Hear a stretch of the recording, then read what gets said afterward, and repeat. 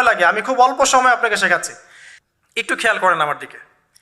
রাসূল সাল্লাল্লাহু আলাইহি ওয়াসাল্লামের ইন্তেকালের পর খলিফা হন আবু বকর সিদ্দিক রাদিয়াল্লাহু আনহু, তারপরে উমর রাদিয়াল্লাহু আনহু, তারপরে উসমান রাদিয়াল্লাহু আনহু। এই উসমান রাদিয়াল্লাহু আনহুর এই সময় থেকে শেষের দিকে একটা সমস্যা সৃষ্টি হয়েছে। কি সমস্যা?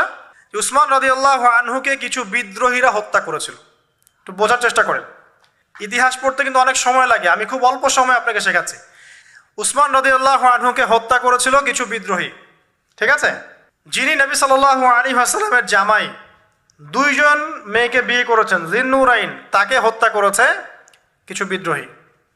এরপরে খেলাফতের দায়িত্বে আসেন আলী রাদিয়াল্লাহু আনহু। কে আসেন? আলী রাদিয়াল্লাহু আনহু। আলী রাদিয়াল্লাহু আনহু দায়িত্ব নেন এই মক্কা মদিনা এই জায়গাটুকুর উপরে। তার হাতে সাহাবায়ে কেরাম বায়াত করেন। কিন্তু ওই দিক বলতে বোঝাচ্ছি সিরিয়া, শামের দিকে, সেদিকের গভর্নর ছিলেন মুয়াবিয়া রাদিয়াল্লাহু আনহু। কি নাম? মুয়াবিয়া রাদিয়াল্লাহু আনহু। তিনিও কিন্তু একজন বড় মাপের সাহাবী, ঠিক আছে? তো মুয়াবিয়া রাদিয়াল্লাহু আনহু সেখানে নিজে সেখানকার খেলাফতের দাবি করেন। আলী রাদিয়াল্লাহু আনহুর হাতে বায়াত তিনি করেননি। আলী রাদিয়াল্লাহু আনহুকে বারবার একটা বিষয়ের চাপ দেওয়া হচ্ছিল যে উসমান রাদিয়াল্লাহু আনহুর শাহাদাতের আগে বিচার করতে হবে, হত্যাকারীর বিচার করতে হবে। তো এখানে একটা দ্বন্দ্ব, মানে একটা পলিটিক্যাল দ্বন্দ্ব সৃষ্টি হলো। ওইদিকে মুয়াবিয়া রাদিয়াল্লাহু আনহু তিনি খেলাফতের দাবিদার হয়ে উঠলেন, এদিকে সাহাবায়ে কেরাম সহ অনেকেই আলী রাদিয়াল্লাহু আনহুর কাছে বায়াত করলেন। তো এর ফলশ্রুতিতে দেখা যায় আলী রাদিয়াল্লাহু আনহু তার রাজধানীটাকে কুফায় নিয়ে যান, ইরাকের কুফায়।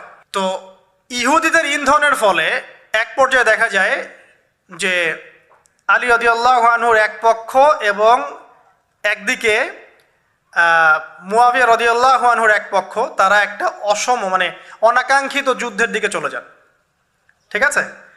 এই যুদ্ধটাকে বলা হয় সিফফিনের যুদ্ধ। কিসের যুদ্ধ? সিফফিনের যুদ্ধ। এটা সংঘটিত হয়েছে 37 হিজরিতে। কত হিজরি? 37। এর আগের বছর আবার উটের যুদ্ধ হয়েছে, জঙ্গে জামাল। তার পরের বছর এই সিফফিনের যুদ্ধ। সিফফিনের যুদ্ধে আলী রাদিয়াল্লাহু আনহু বিজয় লাভ করেই ফেলেছিলেন। এই সময় মুয়াবিয়া রাদিয়াল্লাহু আনহুর দলের মধ্যে আমর ইবনে আস রাদিয়াল্লাহু আনহু তিনি বলছেন যে কোরআন ফয়সালা করবে। কোরআন ফয়সালা করবে, এটাকে কেন্দ্র করে একটা তৃতীয় পক্ষ নির্ধারণ করা হয়, যেটাকে আমরা সালেস বলি। যে মুয়াবিয়া রাদিয়াল্লাহু আনহুর পক্ষে একজন, তার নাম আমর ইবনে আস রাদিয়াল্লাহু আনহু, এবং আলী রাদিয়াল্লাহু আনহুর পক্ষে একজন, তার নাম হচ্ছে আবু মুসা আশআরী রাদিয়াল্লাহু আনহু। তারা গিয়ে একটা তৃতীয় পক্ষ করে মীমাংসা করতে চাচ্ছেন যে আমরা কেউ যুদ্ধ চাই না, আমরা ভাই ভাই, আমরা সবাই মুসলিম উম্মার ঐক্যের খাতিরে এখানে একটা সলিউশনে আসব। তো সলিউশনে একটা আশা হচ্ছিল যে ঠিক আছে, উভয়েই পদত্যাগ করবে, নতুন খলিফা নেওয়া হবে, ঠিক আছে?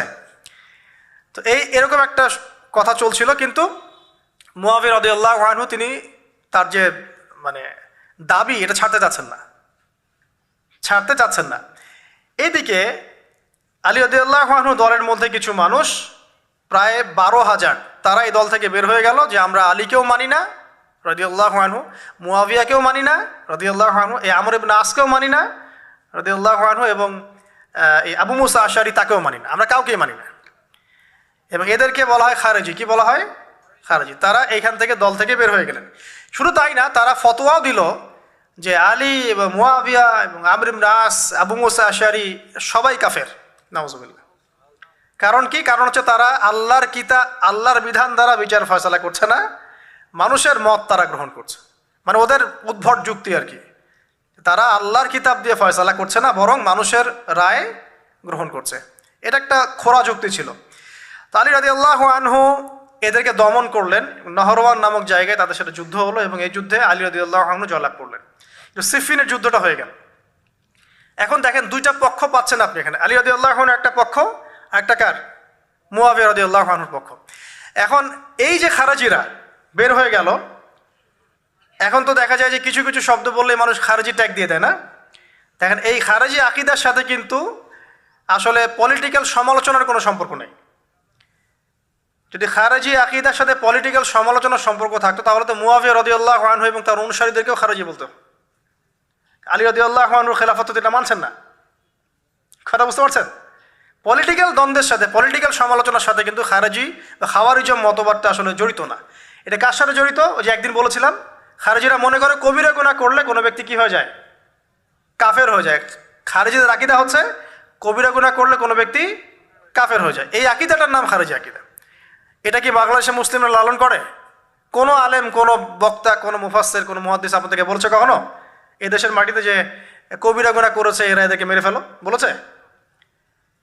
কিন্তু আপনি কিছু হক কথা বললে আপনাকে ট্যাগটা খেতে হয়। তা আসলে এই যারা এই ধরনের মানে ওই যে বলেছে একদিন খারেজি ম্যানুফ্যাকচার্ড কোম্পানির সাথে সদস্য, এরা ভাঙাচোরা ইস্যু পেলেই কাউকে খারেজি ট্যাগ দিয়ে দেয়। আসলে মূল বিষয় এরা নিজেরাই খারিজ হয়ে যাচ্ছে দিন দিন, অন্যকে খারিজ করতে করতে নিজেরাই খারিজ হয়ে যাচ্ছে। এখানে দেখেন মুআবিয়া রাদিয়াল্লাহু আনহু এক পক্ষে, আলী রাদিয়াল্লাহু আনহু আর এক পক্ষে, ব্যাটেল যুদ্ধ হয়ে গেল, সিফিনের যুদ্ধ হয়ে গেল, 3 দিন যুদ্ধ হয়েছে। ওই যুদ্ধে কি মানুষ মারা যায় নাই? মারা যায় নাই? মারা গেছে। তো আলী রাদিয়াল্লাহু আনহু তো বলেননি যে ওরা খারেজি। কারা খারেজি তাহলে? যারা এই যে 12,000 সৈন্যের মধ্য থেকে বের হয়ে গেল এবং সবাইকে কাফের ফতোয়া দিল যে আলীও কাফের, মুআবিয়া কাফের, আমর ইবনে আসও কাফের, নাউজুবিল্লাহ, আর এই যে আবু মুসা আশআরী তারাও কাফের। একটু বোঝেন। এরপর তারা যখন বের হয়ে গেল, আলী রাদিয়াল্লাহু আনহু তাদেরকে হত্যা করলেন, তাদের সাথে যুদ্ধ করলেন। কিন্তু এদের কিছু কিছু মানুষ বেঁচে ছিল। এরা একটা প্ল্যান করলো। কি প্ল্যান করলো? যে আমরা চোরাগুপ্তা হামলা চালিয়ে এই 4 জনের সবাইকে হত্যা করে ফেলবো। কথা বুঝতে পারছেন? 4 জন একই দিনে প্ল্যান করলো। রমজান মাসের 17 তারিখ। কত তারিখ? রমজান মাসের 17 তারিখ। ওইটা সম্ভবত 40 হিজরি। কত হিজরি? সিফিনের যুদ্ধ হচ্ছে 37 হিজরিতে, এটা হচ্ছে কত হিজরি? 40, 3 বছর পর এরা প্ল্যান করলো। এখনকার ওই যে পশ্চিমা গোলকধাঁধায় পড়া কিছু মানুষ যারা কিছু জঙ্গি সংগঠনের নাম লেখা প্ল্যান করে যে হঠাৎ সুইসাইড বোম মারবো, আছে না? এরকম একটা প্ল্যান করলো যে আমরা প্ল্যান করলাম এই 4 জনকে আমরা একদিনে উড়িয়ে দেবো, মেরে দেবো। এবং সেই প্ল্যান মোতাবেক তারা কাজ করলো। কাজ করে ঘাপটি মেরে বসে থাকলো। আলী রাদিয়াল্লাহু আনহু ফজরের নামাজে যাচ্ছেন, আব্দুর রহমান বিন মুলজিম নামে এক ব্যক্তি আলী রাদিয়াল্লাহু আনহুকে পুরো তরোয়াল দিয়ে আঘাত করে হত্যা করে ফেলল। ইন্না লিল্লাহি ওয়া ইন্না ইলাইহি রাজিউন। কাকে হত্যা করলো? নবী সাল্লাল্লাহু আলাইহি ওয়াসাল্লামের মেয়ের জামাইকে। চিন্তা করতে পারেন? যিনি প্রতিটা যুদ্ধে নবী সাল্লাল্লাহু আলাইহি ওয়াসাল্লামের সাথে ছিলেন, তাকে বললো যে সে কাফের হয়ে গেছে। আর যে হত্যা করেছে আব্দুর রহমান বিন মুলজিম, সে হত্যা করার পরে আল্লাহ শুকরিয়া আদায় করেছে, নাউজুবিল্লাহ। সে বলেছিল যে আমি আল্লাহ শুকরিয়া আদায় করছি যে আল্লাহ আমার হাতে একজন পথভ্রষ্ট মানুষকে মারলেন, নাউজুবিল্লাহ। চিন্তা করতে পারেন? ওইদিকে মুআবিয়া রাদিয়াল্লাহু আনহুকে মারার প্ল্যান করা হয়েছে সিরিয়ায়, কিন্তু উনি ওই দিন ফজরের নামাজে যান নাই, যেতে পারেন না, অসুস্থ ছিলেন। উনি গিয়েছেন, উনাকে আঘাত করা হয়েছে, কিন্তু আঘাতটা তার মানে শরীরের সেই জায়গায় লাগে নাই যেখানে লাগলে তিনি মারা যেতে পারতেন। তিনি আহত হয়েছেন, পরবর্তীতে চিকিৎসা করে সুস্থ হয়ে গেছেন। আর এদিকে আমর ইবনে আস এবং আব্দুর রহমান আবু মুসা আশআরী, তাদের উপরে হামলা হয়েছে। আমর ইবনে আসের জায়গায় আরেকজন সাহাবী গিয়েছেন নামাজ পড়তে, তিনি ডেড। মানে তাদের উদ্দেশ্য সফল হয়েছে এই জায়গায় যে আলী রাদিয়াল্লাহু আনহুকে হত্যা করা হয়েছে। তো এখন আলী রাদিয়াল্লাহু আনহু যখন নিহত হয়ে গেলেন, তাহলে কে থাকলো এখন? মুআবিয়া রাদিয়াল্লাহু আনহু। আচ্ছা, আলী রাদিয়াল্লাহু আনহু চলে যাওয়ার পরে তার সন্তান হাসান রাদিয়াল্লাহু আনহু, কি নাম? হাসান রাদিয়াল্লাহু আনহুর হাতে সাহাবায়ে কেরামের অনেকেই বায়াত করলেন, মানে তাকে খেলাফতের দায়িত্ব দিলেন। তো এবং তিনিও কুফায় রাজধানী, এখানে তিনি আছেন, এবং কুফাবাসী তাকে মানে প্রলুব্ধ করছে কিছু কিছু মানুষ যে আপনার উচিত মুআবিয়া রাদিয়াল্লাহু আনহুর সাথে যুদ্ধ করা, ঠিক আছে? কিন্তু হাসান রাদিয়াল্লাহু আনহু সেই কাজটা করলেন না। তিনি বলেন না, আমি মুসলিমদের মধ্যে দ্বন্দ্ব চাই না, বরং আল্লাহর নবী একটা ভবিষ্যৎবাণী করেছিলেন সাল্লাল্লাহু আলাইহি ওয়াসাল্লাম যে আমার এই নাতি হাসান মুসলিমদের বড় ফিতনার সমাধান করে দিবে। সুবহানাল্লাহ, কথা বুঝতে পারছেন? তো হাসান রাদিয়াল্লাহু আনহু তখন কি করলেন? নিজে তার যে এই যে দায়িত্ব, খেলাফতের দায়িত্ব, তিনি মুআবিয়া রাদিয়াল্লাহু আনহুর হাতে ছেড়ে দিলেন। সুবহানাল্লাহ, তিনি নিজে পদত্যাগ করলেন। ঠিক আছে, আমার ক্ষমতার দরকার নাই, মুসলিমরা আপোষে মারামারি কাটাকাটি থেকে রক্ষা পাক। কিছু শর্ত ছিল ওই চুক্তির মধ্যে, যে মুআবিয়া রাদিয়াল্লাহু আনহু যে কাজই করবেন সুরাভিত্তিক করতে হবে, হ্যাঁ, আহলে বাইতদেরকে সম্মান করতে হবে, ভাতা নির্ধারণ করতে হবে, এরকম কিছু শর্ত ছিল। ঠিক আছে, তো মুআবিয়া রাদিয়াল্লাহু আনহু মেনে নিলেন। এবার কিন্তু সারা মুসলিম জাহানের কে খলিফা হলেন? কি নাম বলেন? মুআবিয়া রাদিয়াল্লাহু আনহু। এবং এরপর তিনি একাধারে 20 বছর খেলাফতের দায়িত্ব পালন করেছেন। কত বছর? 20 বছর। 40 হিজরিতে এই যে আলী রাদিয়াল্লাহু আনহু মারা যান, আর 20 বছর খেলাফতের দায়িত্ব পালন করেন কে? মুয়াবিয়া রাদিয়াল্লাহু আনহু। এবং এই সময় মুসলিমরা অনেক উন্নতি করেছে। এই সময় 1700টার মতো নৌ জাহাজ ছিল মুসলিমদের।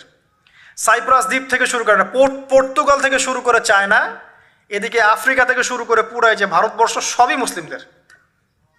চিন্তা করতে পারেন, পুরো বিশাল অর্ধবিশ্বের চেয়ে বড় জায়গায় শুধুমাত্র মুসলিমদের, এবং তিনি ওটাকে শাসন করছেন। কে শাসন করছেন? মুয়াবিয়া রাদিয়াল্লাহু আনহু। ঠিক আছে, এবার টার্নিং পয়েন্ট। এবার মুয়াবিয়া রাদিয়াল্লাহু আনহু ইন্তেকাল করলেন 60 হিজরিতে। ঠিক আছে, আর এদিকে হাসান রাদিয়াল্লাহু আনহু ইন্তেকাল করেছিলেন 49 হিজরিতে। ইন্তেকালের সময় তিনি তার পরবর্তী দায়িত্বশীল নির্ধারণ করে গেলেন বা নিয়োগ করে গেলেন তার পুত্র ইয়েজিদকে। কাকে? ইয়েজিদকে। এই জায়গাটাতে সাহাবায়ে কেরাম রাদিয়াল্লাহু আনহুমের অনেকেই মানেন নাই, কারণ তখন তার চেয়েও যোগ্য মানুষ সমাজে ছিল। ঠিক আছে, তখন আব্দুল্লাহ বিন ওমর বেঁচে আছেন, আব্দুল্লাহ বিন আব্বাস বেঁচে আছেন, আব্দুল্লাহ বিন জুবাইর রাদিয়াল্লাহু আনহু, বড় বড় জলিল কাদির সাহাবী, তারা কিন্তু তখন বেঁচে আছেন। কিন্তু কি করলেন মুয়াবিয়া রাদিয়াল্লাহু আনহু, আল্লাহ তাকে জান্নাতবাসী করুন, তিনি তার ছেলে ইয়েজিদকে শাসন ক্ষমতা দিয়ে গেলেন। এই যে শুরু হলো বাবার পরে ছেলে, বুঝতে পারছেন, রাজতন্ত্র শুরু হলো। এবার সাহাবায়ে কেরামদের মধ্যে অনেকেই এটা মানতে চাচ্ছেন না। যারা মানতে চাচ্ছেন না তাদের মধ্যে আছেন আব্দুল্লাহ বিন ওমর রাদিয়াল্লাহু আনহুর ছেলে, আছেন আব্দুল্লাহ বিন আব্বাস রাইসুল মুফাসসিরিন, আছেন আব্দুল্লাহ বিন জুবাইর বিন আওয়াম রাদিয়াল্লাহু আনহুর ছেলে, এরকম বড় বড় সাহাবী, এবং তারা মক্কা মদিনায়। তো আচ্ছা, এখন এই সাহাবীদেরকে কি আমরা খারিজি বলবো? তারা যে পলিটিক্যালি তাকে সমর্থন করছেন না, পলিটিক্যালি কোনো গভর্নমেন্টের সমর্থন না করলেই খারিজি হয়ে যায়? যদি কেউ বলে আরব বিশ্বের সব যত নেতা আছে এদের মধ্যে অনেকেই ইসরায়েলের সাথে আতাত করেছে, সে কি খারিজি হয়ে যাবে? এই সমালোচনার সাথে খাওয়ারিজমের কোনো সম্পর্ক আছে? যদি কেউ বলে যে পশ্চিমাদের অস্ত্রশস্ত্র নিয়ে মুসলিমরা ইয়েমেনে হামলা করছে, এটা বললে সে খারিজি হয়ে যাবে? যদি কেউ বলে যে মধ্যপ্রাচ্যের কান্ট্রির কিছু নেতা তারা পশ্চিমাদের সাথে চুক্তি করেছে পেট্রো ডলার মনিটরিং সিস্টেম, সে কি খারিজি হয়ে যাবে? যদি কেউ বলে জায়নিস্টদের সাথে আতাত করে অনেক মুসলিম কান্ট্রি চলছে, তাহলে কি মিডল ইস্টের সমালোচনা করার কারণে একজন ব্যক্তি খারিজি হয়ে যাবে? খারিজি ম্যানুফ্যাকচার্ড কোম্পানি বাংলাদেশে তারা এই সংজ্ঞাই শিখায়, পলিটিক্যাল বিরোধিতা করলে আপনি খারিজি হয়ে যাবেন। অথচ এখানে দেখেন সাহাবায়ে কেরাম রাদিয়াল্লাহু আনহু মানছেন না ইয়াজিদকে। এবার ইয়াজিদ কি করলো দেখেন। এবার ইয়াজিদ প্রথমত সাহাবীদেরকে কনভিন্স করার চেষ্টা করলেন। তিনি ওখান থেকে তার দূত পাঠালেন, দূত এসে মক্কা মদিনায় বোঝালেন যে আপনারা মেনে নেন, ভালো হবে, ইত্যাদি ইত্যাদি।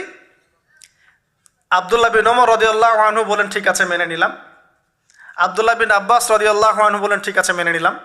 কিন্তু আব্দুল্লাহ বিন জুবাইর রাদিয়াল্লাহু আনহু মানলেন না।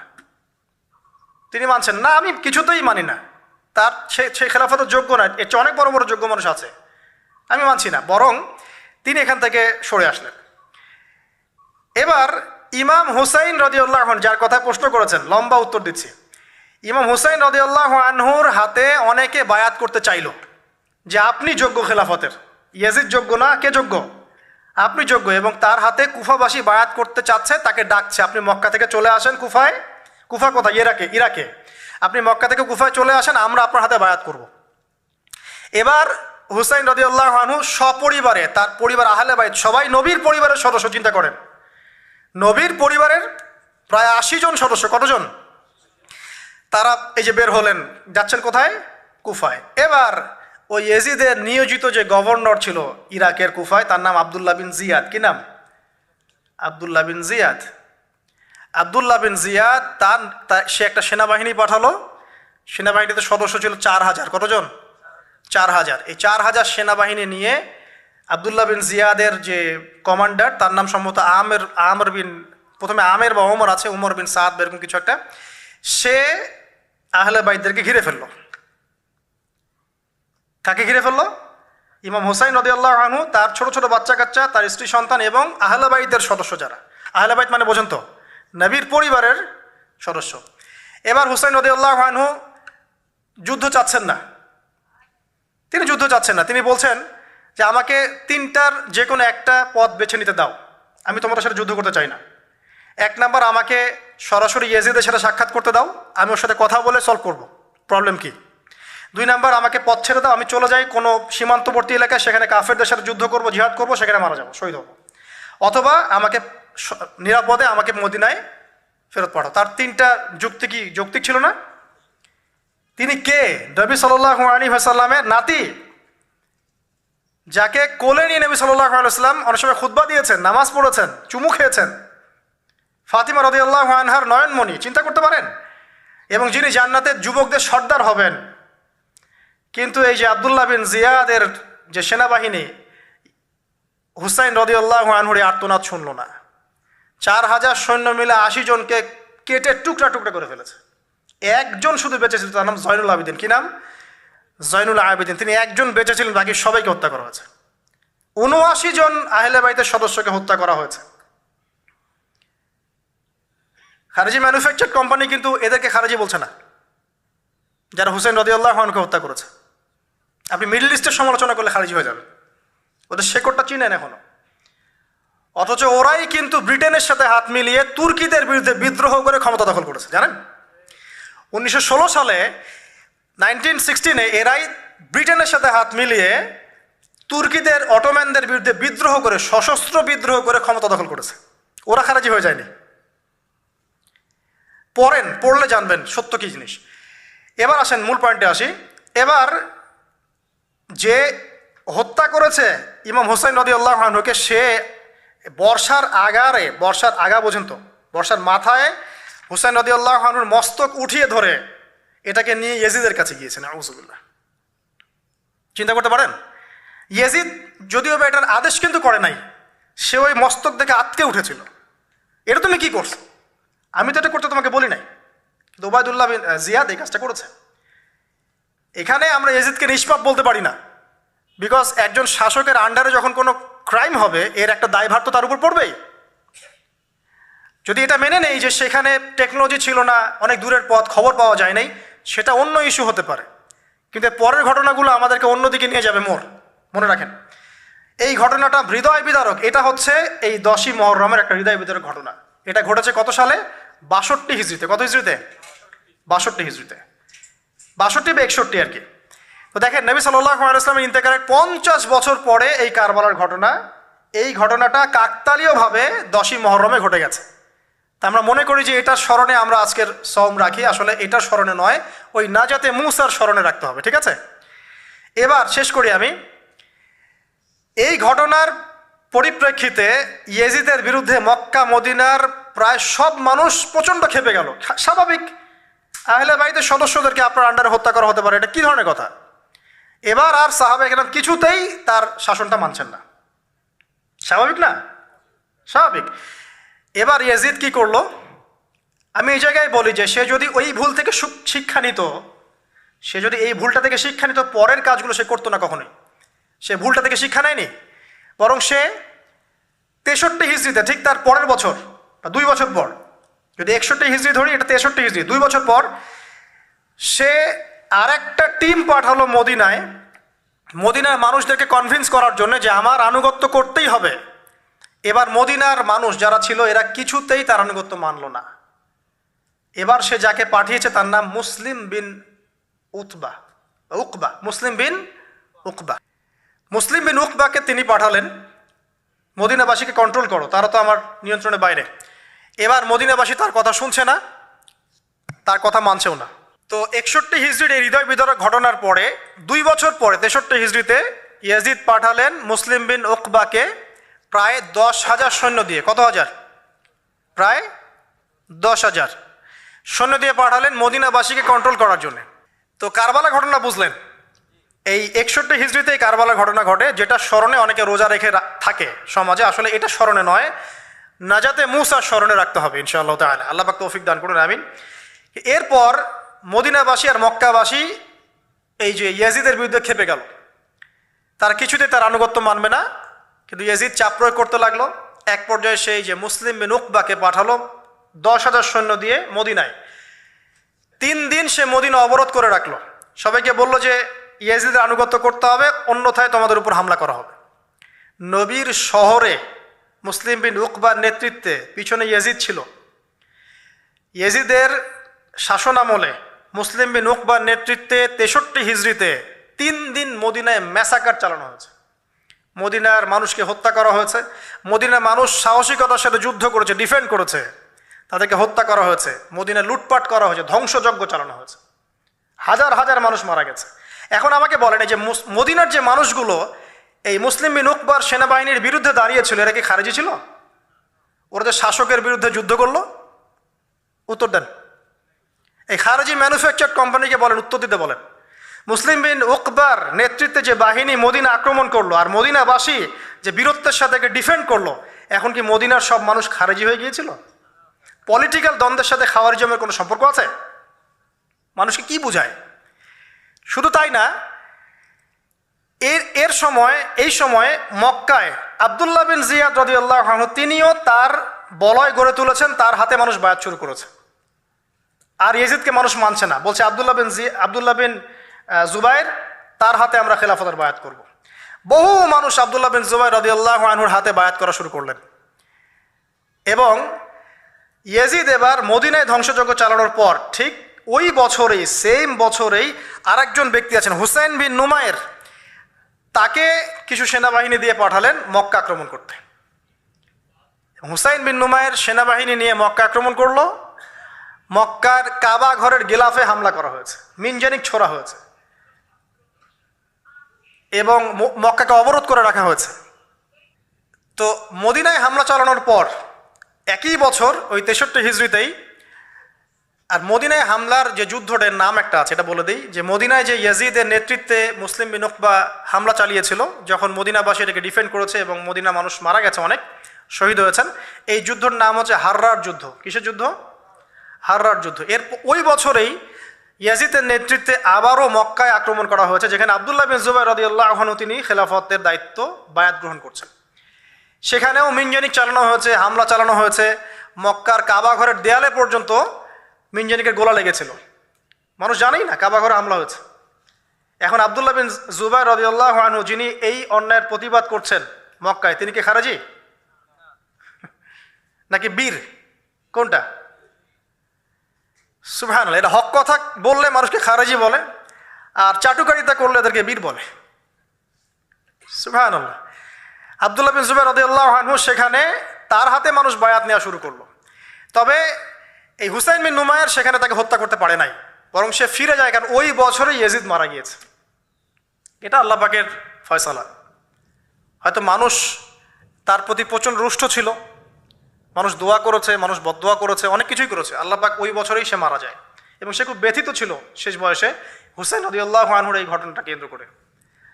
আমরা দোয়া করি আল্লাহ পাক, যদি আল্লাহ পাক তার নিজ দয়ায় তাকে মাফ করতে পারেন, কোনো সুযোগ থাকে, আল্লাহ পাক তাকে মাফ করতে পারেন। তো আমরা পলিটিক্যালি এই ঘটনাগুলো সমালোচনা করতে পারি। হুসাইন রাদিয়াল্লাহু আনহুর হত্যাকাণ্ড কোনো সাধারণ ঘটনা ছিল না, হাররার যুদ্ধ কোনো সাধারণ ঘটনা ছিল না, আব্দুল্লাহ বিন জুবাইর রাদিয়াল্লাহু আনহুকে মক্কায় আক্রমণ করা কোনো সাধারণ ঘটনা ছিল না।